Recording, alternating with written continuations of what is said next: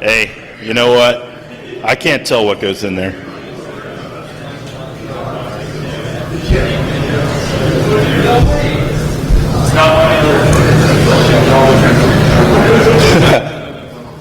Whatever, man.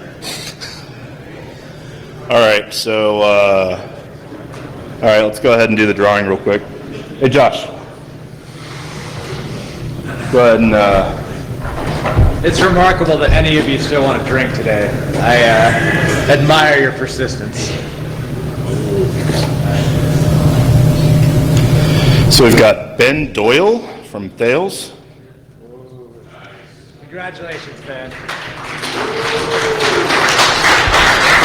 Drink like a champion tonight.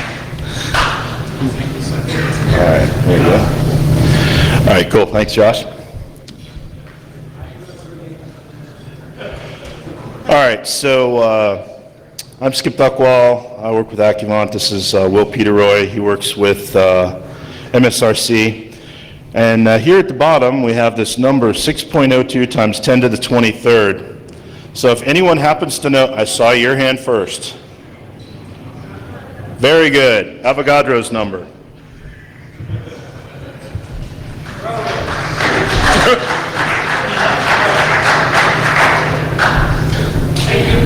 Yep, no problem, man. Just, yeah, take a sip and pass it around, I think.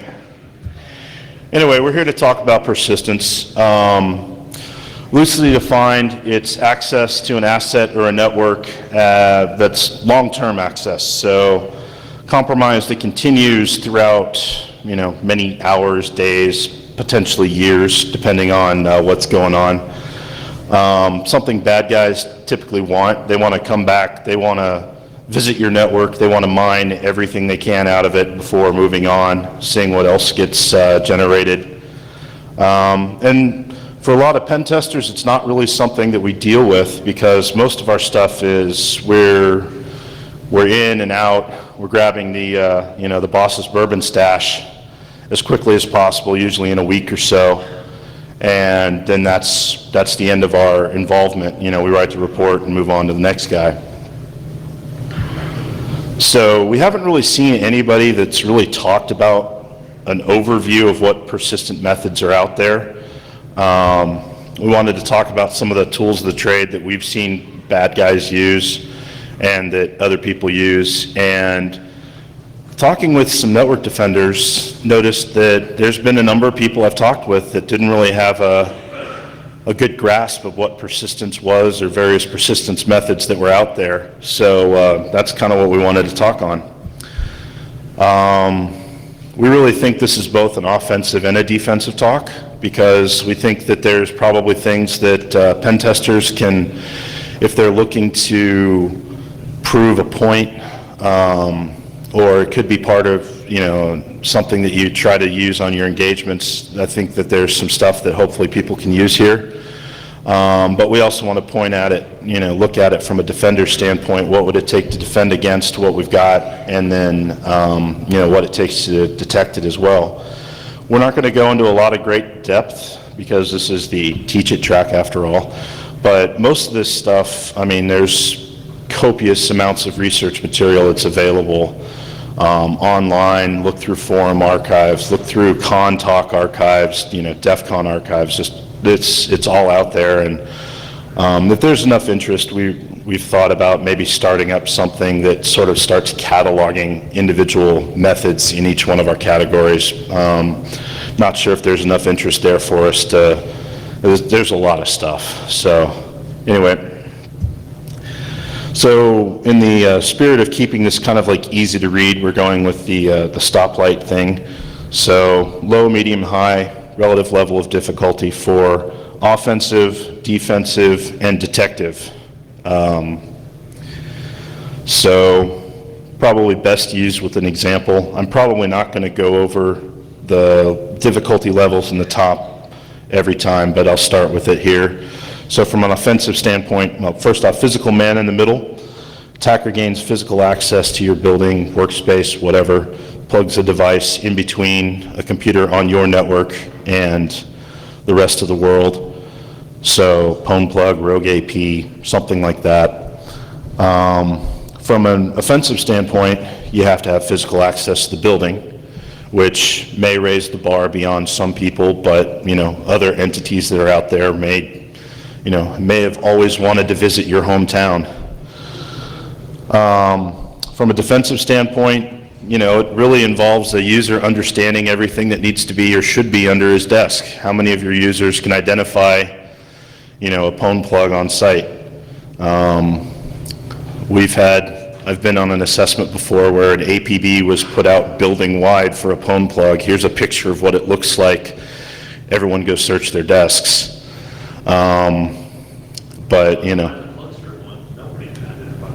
Exactly. So, you're putting a lot on the user to be able to figure that out. And then detection requires physical inspection. So, number 2, we've got firmware.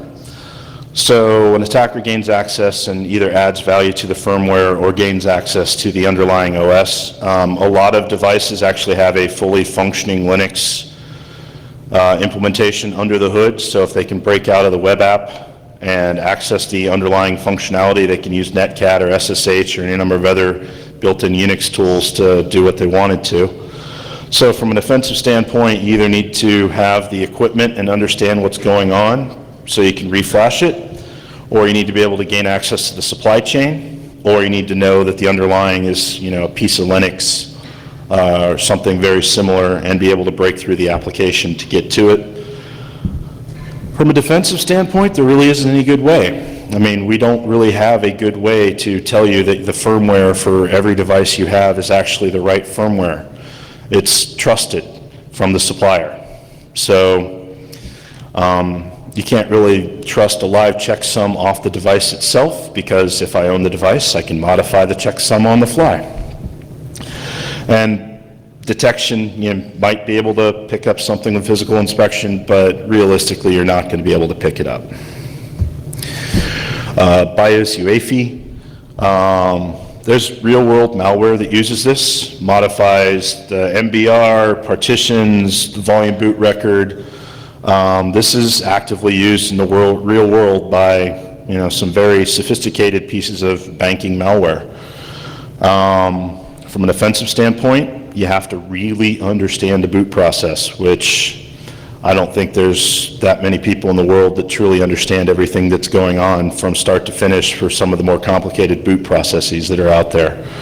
From a defensive standpoint, you have to fully implement a trusted boot process, which is extremely difficult to do. Every year at Black Hat there's another UEFI talk. And then, there's really isn't a good detection method. Hypervisors. This is kind of an interesting one because it bridges the gap between hardware and software and acts as an intermediary between the two. So if you gain access to the hypervisor, you can gain access to the resources, the memory disk shares, the shared resources amongst the VMs.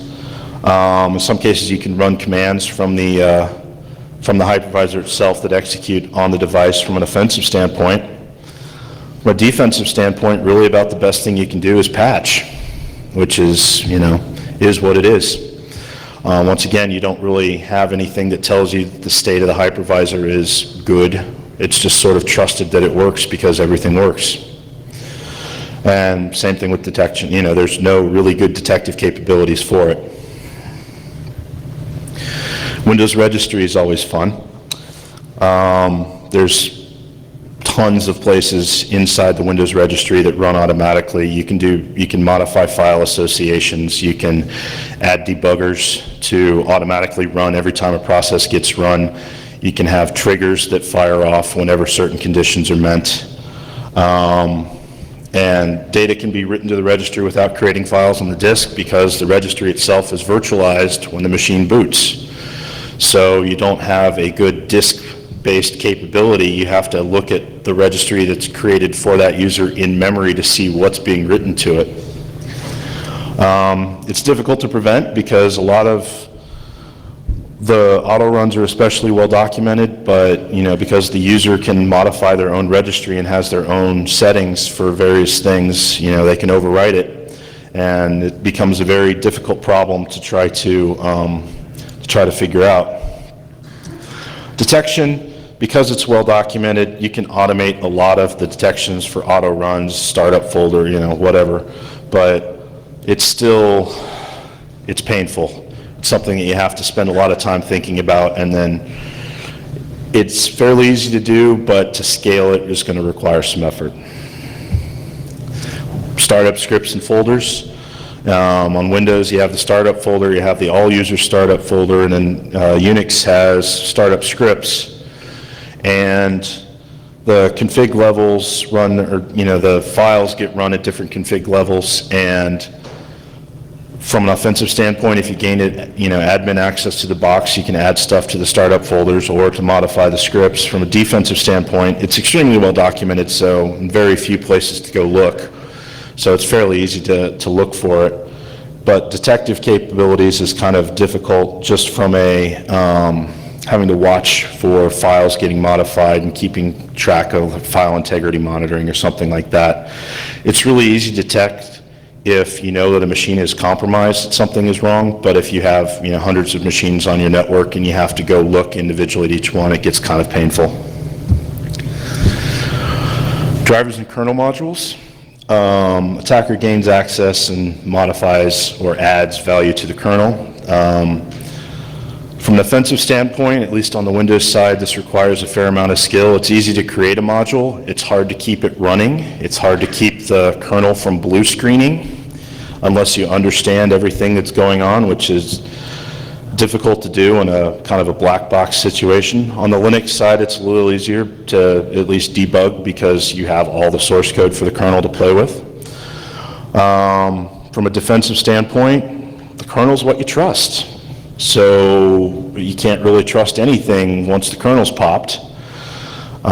Driver signing helps at least mitigate it. Hopefully you don't lose a driver cert by some manufacturer, but unfortunately that happens. And PatchGuard on Windows, which is internal consistency and integrity checks for the kernel, makes it more difficult to get it running, but more difficult doesn't mean impossible.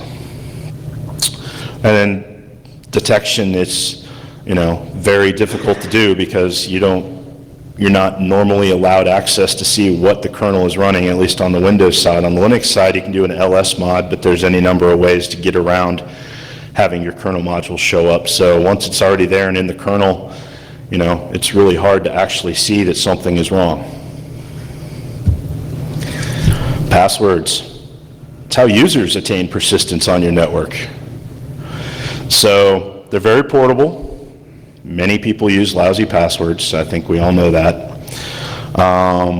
And then we're also lumping Kerberos tickets into this as well because they're more or less portable as well with TGTs. But from an offensive standpoint, people use lousy passwords. This is the bane of most administrators' existence. From a defensive standpoint, there's only so much you can do. You can try enforcing, more complexity. You can try to force longer passwords, but unfortunately, it is what it is. And detective capability is purely after the fact. You have to monitor access logs and keep an eye on what a normal user's activity is to know that their password has been compromised. And even then, you don't necessarily stand a good chance of figuring it out. Executable replacement. Windows has several executables that go to hotkeys. So like hit Shift 5 times and sticky keys comes up. You hit Windows U and utilman shows up. You hit Windows P and the display manager.exe shows up. You can also use a tool called iExpress, which is built into Windows to bind two executables together. So whenever you run the normal executable, the other executable gets executed for free in the background, and it's reasonably transparent. From an offensive standpoint, it requires admin privileges or physical access to the box, at least for the hotkey related stuff, and sometimes it's hard to trigger. Like you have to have RDP access or physical access to the box. You can trigger the setHC, for example, over an RDP session just by hitting Shift 5 times. So if you replace command.exe with, or you replace sethc with command.exe, fire up an RDP connection to that remote box and hit shift 5 times, it'll pop up on the remote box. Defensive standpoint, code signing and whitelisting are your best bets, but even then, command.exe and PowerShell.exe are signed and trusted by Microsoft. So if I replace one of those binaries with a different binary that's signed, it will still likely get executed. File integrity monitoring is really the only way that you're going to be able to pick up on that. Backups and volume shadow copy. Windows has this really cool feature where it'll take a snapshot of what you've got going on and then maintain that snapshot so you can go access files out of it. That includes executables. So you have to be able to force a snapshot from an offensive standpoint. You copy a file onto the system, you force the snapshot, then you delete the file, and now the file is available in the snapshot for you to access. Most AV products don't look at snapshots and the backups. It's actually kind of a pain in the ass to access them, but it's there, it works, it's been talked about at cons. So really the only good viable defense is to disable the functionality or wipe old snapshots, which may or may not interfere with normal backup operations. And there really isn't a good way to detect it because it's hard to go through and look at the snapshots because this is not really what they were meant to be there for. DLL path hijacking, there's very similar analog on the Linux side with libraries as well. Basically, you're exploiting the fact that there's a path that is searched for libraries and other code that gets looked at when you run an executable. And so the attacker can basically take advantage of relative paths, absolute paths, and search chains. From an offensive standpoint, you have to know what's going on. You have to know the path that's being searched. On Windows, it's fairly well documented. With Linux, you can change it up somewhat with environmental variables, but for the most part, it's fairly well known. From a defensive standpoint, binary whitelisting with the DLLs with the full path and enforcing only those DLLs can be loaded. And file integrity monitoring can pick it up, but you have to use it as more of an exception. This file came up in this location, and then it doesn't really scale that well across large enterprises. Somewhat similar to the path, DLL path problem is this unquoted path problem, which is in Windows, the default search order is it takes a string, it goes to the first space, and then it appends like .exe. So you have :program files /Microsoft Office / whatever. The first thing it will try to run is :program.exe if the path is not enclosed in quotes. So there's actually drivers, there's services, there's a lot of things that actually have these unquoted paths that will inadvertently trigger this particular functionality. So you have to understand and know what's there. I think there's actually something in Metasploit that'll look for it. From the defensive standpoint, you just have to get it right and use the damn quotes. This thing's been around forever and it's still around. Don't modify the default OS permissions for C, and then file integrity monitoring can help, but it's still kind of, look for stuff where this would normally be. So make sure there isn't a :program.exe or :common.exe or any of the file names that could possibly be in the path.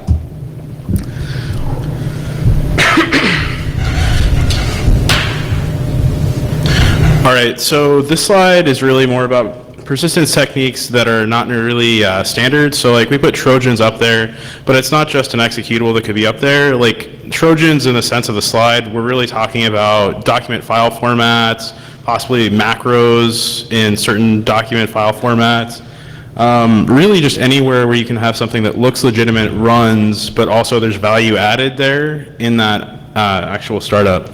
So either when that is accessed, executed at that time. So essentially, we see some examples like fake antivirus, again, yeah, file formats.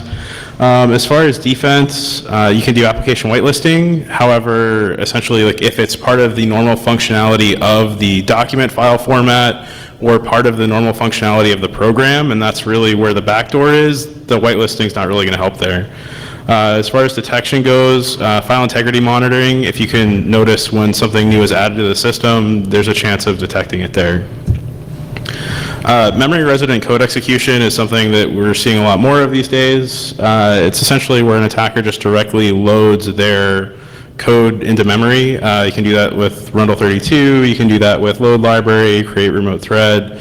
As far as defense goes, these are core functionalities of the operating system. As far as detection goes, these can be part of, like you can essentially acquire memory resident tools or memory resident binaries through a forensic dump. However, when you try to scale this out to, let's say, like a large enterprise, a lot of computers these days have more than 8 gigs of RAM, some have more than 16 gigs of RAM. Like that's just a lot of information that you're trying to pull back and analyze, and when your methodology is have to pull back and analyze, like that's where you can get into some issues there.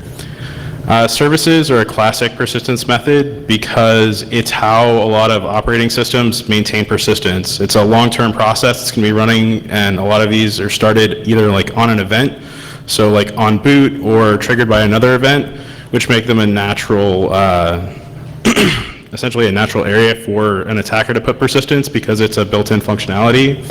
As far as offense goes, a lot of time it's going to require admin privileges. However, certain services aren't properly configured, so a non-admin user could modify a service binary or essentially could replace a service binary.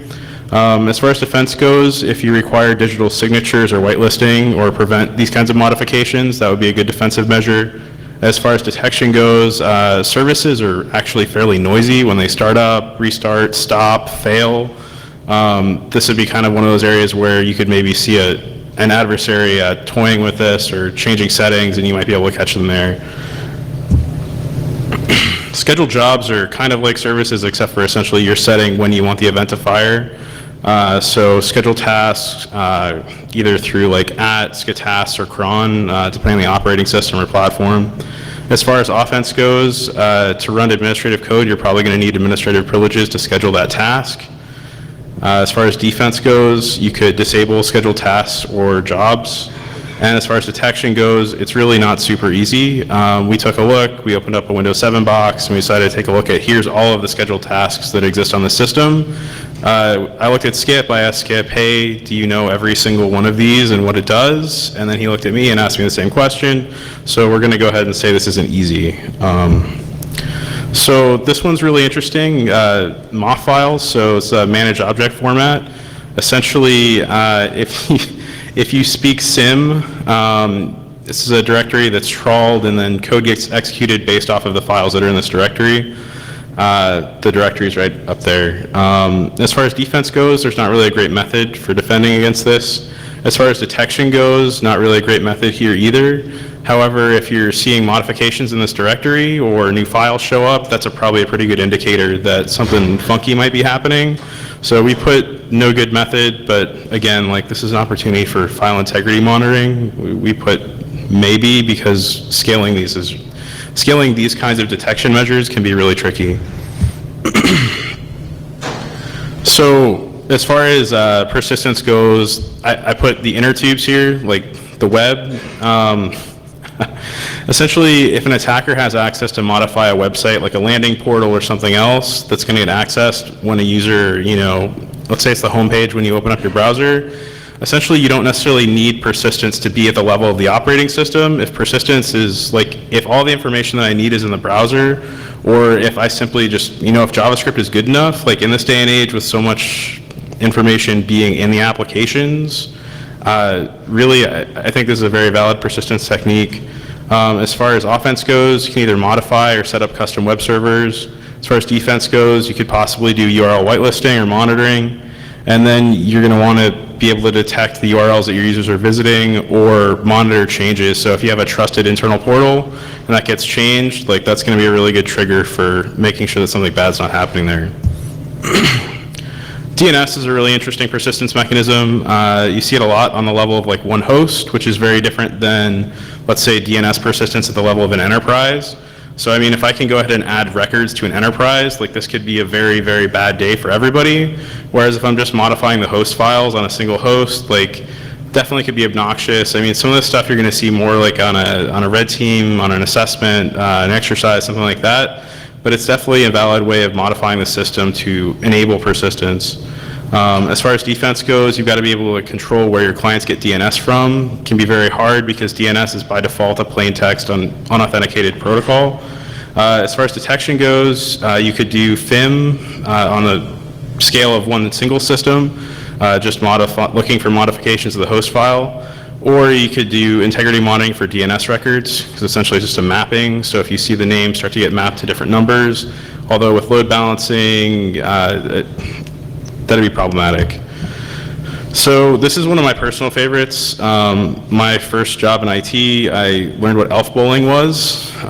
So essentially, persistence can be maintained if I can just send something to target's users and they're just going to open it. Like that's still persistence. Like as long as they will continue to do the same behavior reliably. I mean, it's the dancing cats. Like if you can prevent all users from clicking on all of the dancing cats, then you don't need to worry about this. But otherwise, defenses, like how many times have, training against phishing, spear phishing, I think a lot of us have probably done like the mandatory, like to get access to the network training, like don't click on the dancing cats. As far as detection goes, email lives in so many different places that detection really isn't that hard. There's forensic artifacts all over the place for this. So it's essentially like once you bust the email, you can go back through either, cache locally on systems, email servers. There's so many purpose-built devices for this that detection really just isn't that difficult. Out-of-band management can be really tricky. Essentially, if you have an attacker that can send traffic to like a DRAC or an ILO, here it's sometimes really hard to find these devices. They usually hide in weird corners of the network. But when you do find them, it's usually during a pen test that more often than not, you run into something with a default configuration, which can be really tricky. As far as defense goes, identifying and isolating these kinds of devices just because we know they're problematic is a really good measure. And then detection, it's really difficult because these are very specific systems. You could possibly, alert on all of this traffic, but again, like detection's not going to be easy. Remote management is a part of these systems. It's what they're designed for.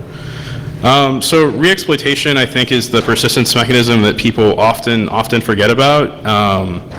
Essentially, like you're looking for persistence because you started out from the assumption like, hey, somebody might be in my network. So essentially, like a lot of folks will focus on like, hey, this one time they came in this way and they did this, like A, B, C, D, E, F. Well, if I can still go back to A and re-exploit the network, like it's still persistence. Like, we kind of talked about it at the beginning of the talk, like why would you want persistence? Because it's not easy to just go back in and knock over the network, but going back in and knocking over the network again is still a completely valid persistence technique. So as far as offense goes, if it's there, it's there. As far as defense goes, timely patching, making sure that you're continually rolling back over and checking assumptions and making sure that defensively you have those layers. That can be really helpful. And then as far as detection goes, detection of compromised computers is really the purpose of this entire part of the slide. So go back through the deck. That's really what detection looks like. As far as conclusions go, so some of this stuff is really easy to defend against, some of it's not. Even after every device on the network is hardened, don't forget about the network. Protecting against persistence isn't just like, hey, we've scrubbed this one asset completely clean and we can assure that this one asset will stay clean. Everything's connected, so beware that complexity and be aware of it. Don't forget about the application layer, so web shells, JavaScript. It doesn't have to necessarily be a binary on a system. Like myevilcode.exe is not necessarily going to be the way that attackers maintain persistence in a network. Please do use this talk and essentially like we did the stoplight chart, so it'd be easy to go back through this talk for folks. But go back through, use this talk to try and talk about resources, outlooks, and scope, and please make a solid game plan for raising the bar for attackers. That's, yeah. So now we have some time for questions. A lot of time for questions. Or a lot of time for questions, because I talked pretty fast. I can also go, like, we can go back through any of these if folks have questions about a specific technique. Yeah, I'm surprised you included malware as a So that's a really valid point. So the question slash statement is, we're really surprised that you included memory persistent malware as a persistence technique.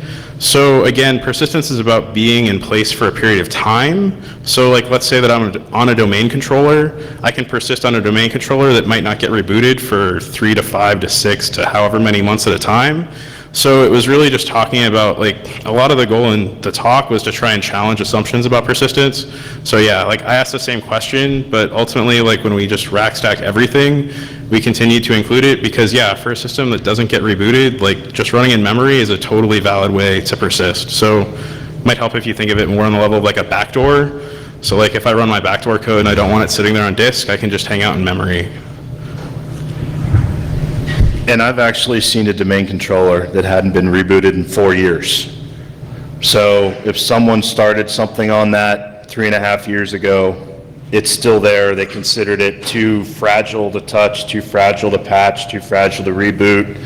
It's inside their trusted enclave. So, you know, they never rebooted it. So if you were able to get on to the DC, you were able to hang out, you can dump hashes anytime you want, you can do anything you want to them from there. I mean, sort of the definition of persistence at that point. Regarding the defense on scheduled tasks, you mentioned disabling scheduled tasks, and that interfere with the 100 or so default scheduled tasks. So yeah, so usually for situations like that, that's why you'd see in the upper right-hand corner that it wasn't low for defense. Yeah, it's really tough. I mean, a lot of the stuff that we've talked about is, I mean, essentially like how we drafted the talk is we mapped out the entire, like, you know, startup and running state of a system and of a network, and we tried to look at different spots. And a lot of these persistence mechanisms are leveraging like known functionality or essentially like regular behavior, like a service. You want your services to start. When I start a machine, I want my services to start. So it really becomes more about validating those types of things than it is about like completely disabling or turning them off. But with all of these, we did want to at least try to open up the thought exercise of what does defense against something like this look like. Is it possible to limit the ability to have scheduled tasks with only admins to do running? Well, right. I mean, so there's the whole thing about like privilege levels. So especially like for Microsoft operating systems, as time has progressed, like we've moved away from just using to using tasks and that kind of thing.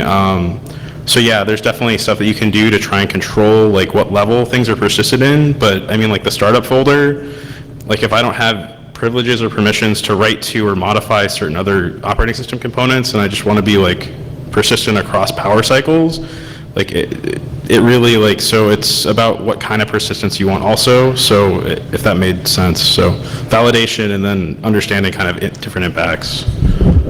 Well, and the other thing is, like, you know, take for example the average Windows 7 desktop where we had over 100 things. You know, it's stuff like the disk indexing, you know, so the search functionality.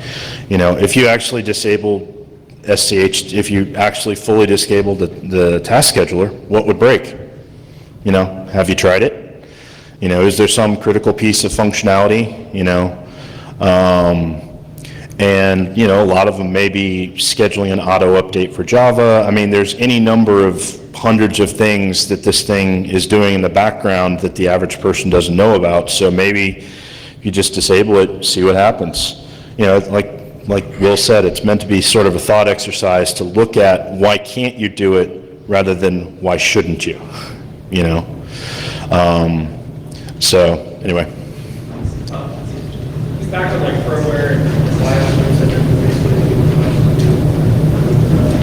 much for defense once it's injected. So why can't you just, or as a preventative measure, why can't you just go to the rest of the part of the life cycle, reflash, no real? Well, I mean, yeah. So his question was, with the firmware, there isn't really a lot of good defense. And so his question was, why don't you, as part of your life cycle, just reflash? And depending on the size of your organization, you may be able to get away with that. You build that in your equipment. Right. Well, but so for example, if I have a location that has 10,000 switches, each one of those is a potential landing spot for a firmware bug. So, what kind of time and energy has to go into to managing that, on a flash, each one of these is a floor that goes down in a building somewhere for X amount of time while you reflash. And I mean, I'm not saying it's a bad idea, but it's something that, there's a time and a cost associated with, going and reflashing. And you also, you can trust that your firmware, if you go download it from Cisco's website, you run your checksums on it, and you go push it out, if the firmware is compromised, how do you know that the firmware update process is going to actually install properly? So, I mean, it's not an easy thing to solve. And, we've seen supply chain attacks that have actually made it, out of the realm of theory into, the realm of probable. So, but yeah, certainly you could look at doing something like that. I can see it being useful because it makes, I might throw it in an Excel spreadsheet like that for my organization or for the slides available. Oh yeah, we'll put the slides up. Let's see, did I?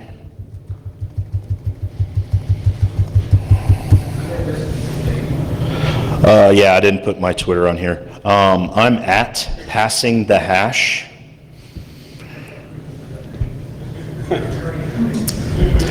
Yep. So I will make sure that I get this posted up on my blog, and I'll put a link out on Twitter. Yeah, Rob? What's the longest lived persistence in your experience that you've seen? What lasted the longest? So, go ahead and repeat the question. So the question was from Rob in the back. What's the longest lived persistence method that we've ever seen out of all of these? And I'll answer for me. So the longest lived persistence method that I've seen was actually in a super high security organization that spent a lot of time baselining their systems and networks. They spent a lot of time looking at defense and defensive measures. However, they also baselined in a few services that weren't legitimate services, and that persisted for over 3 years. So, essentially it's, when you ask your question, you're asking hey, how do we do this? Validation and understanding and constantly cycling back over is really the moral of the story for persistence. But yeah, so services actually, just old fashioned. Yeah.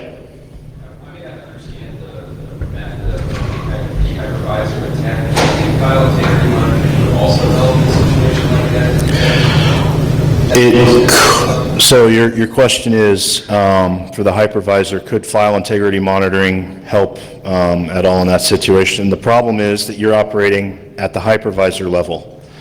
So is there a tripwire for ESXi? And I don't believe there is. The VMDKs, the virtual disks, are going to be constantly changing. The memory is going to be constantly changing. I don't know that there really is any sort of good way to perform any sort of file integrity monitoring. I don't know if there is something that goes through and checksums all of the files on ESXi.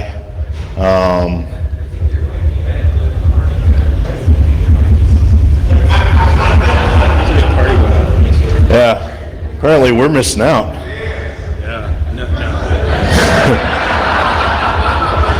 Now, if you gave him one of those bottles of whiskey, we'll see what happens, but... If you would have given me that at the beginning of the talk. Oh, at the beginning of the talk. All right, any other questions or anything? Yeah. So... Go ahead, man. All right. So I don't know. We were actually at DerbyCon last night, and yeah, one of my pieces of homework is to go back home to Redmond and understand the full history of MOF files and MOF and where this all came from and where it's going. Yeah. So essentially, like, you put a MOF file in the directory and it gets executed. That's pretty much there's tons of layers beneath that, but essentially for persistence and for attacking machines, that's the level of understanding necessary. It's You on can by compile it default. somehow in like Visual Studio. You can set a MOF as a target. You drop it in the directory and magic happens. As far as like the history or how it got there, why it's there still. I know a number of people that thought that it had actually been removed at XP, but it's still there. So it's a bit of a black hole. You can buy Matt a beer. He's sitting right in front of you. He might be able to tell you more, or be willing to tell you more. I'll talk about it during my talk. Oh, okay. There we go. Yeah, see, there's a plug for Matt Graber's talk in 20 minutes.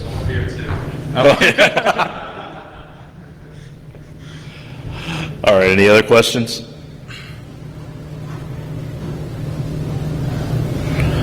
All right, I guess it's time to go line up for Matt's talk.